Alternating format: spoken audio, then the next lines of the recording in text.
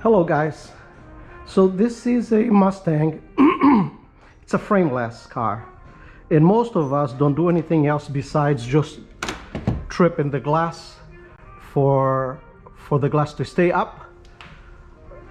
That's about it. Most of us, that's all we do.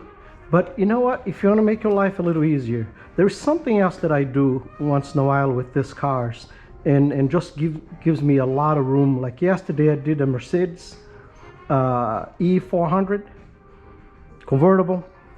So I just did what I'm gonna do now, and I've done many Mustangs and other Audis, mainly frameless cars, with this little trick. Okay, all I'm doing is I am folding the sweep back inside,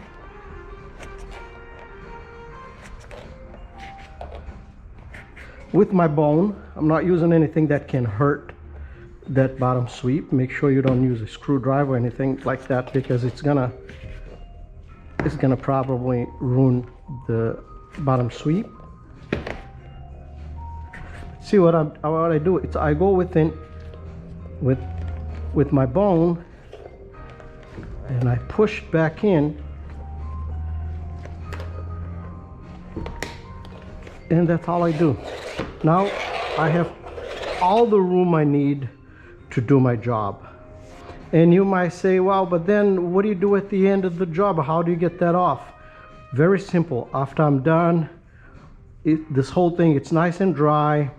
What I do is I wet it again, and I'll go with the glass all the way down. I lower the glass completely down, and then I get my bone started on that edge.